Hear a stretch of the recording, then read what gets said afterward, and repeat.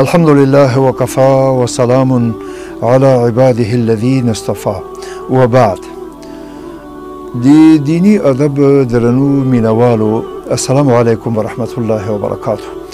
دی قرآن دی نزول په مهال عرب قوم، دی قرآن دی نزول په مهال عربان پریوته قوم، نه هلته مرکزی نظام و نه هلته پوهه و، سر و کال به جګړې وي. د مردارو خوراک، زنا، قمار، شراب څښل د دې قوم خوی و خصلتو. الله تعالی قرآن نازل کړ، دغه قوم بشپړ بدلون وموند او د بدلون پروسه پیل شوه.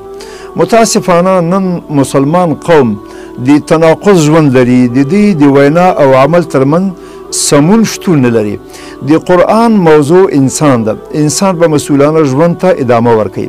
عربان په امینو مشهورو، ډیرو ملتونو د وحشي ځناورو په څیر ژوند کوو. غلا، قتل، ډاکه، بادري وه.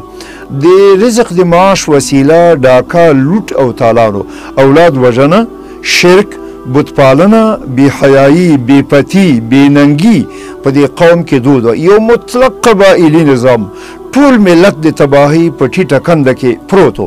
الله تعالی په بشریت رحم وکړ او خپل ناجي او لارښود امام الانبیا محمد مصطفی صلی الله علیه وسلم الله تعالی راولېږه. هغه نړیوال بدلون راوست. قرآن نور دی. دغه قوم بشپړ بدل سه، له چوپان نه قائد، له غلو نه د امن څلي، له زناکارو څخه د عفت لوی غرونه جوړ سو.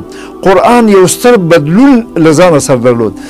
جزیرة العرب د امن کور څه، بې سواده قوم د علم خاوند وګرځېد. په اقتصادي لحاظ الله تعالی پرې پراخي راوسته. د زکات په عملي کولو سره غربت پای ته ورسېد او ملوک طوایفي پای وموند او هغوی د مضبوط سیاسي نظام واکمنان وګرځېدل.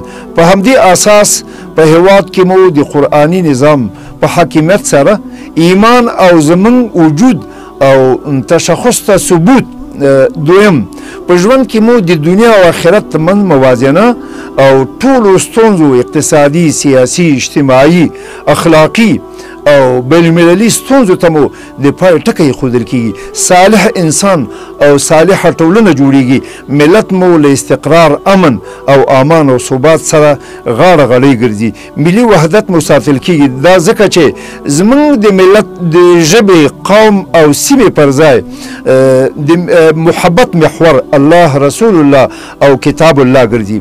الله تعالی دې دا هېواد په دین سره ودان کا، له بېدینۍ نه، له کفر نه، له تورو تیارو نه، له ظلم نه، له وحشت نه، له جهل نه او له ولږې نه، له فقر نه دې الله پاک دا ملت لرې وساتي. سبحانك اللهم وبحمدك اشهد ان لا اله الا انت استغفرك واتوب اليك.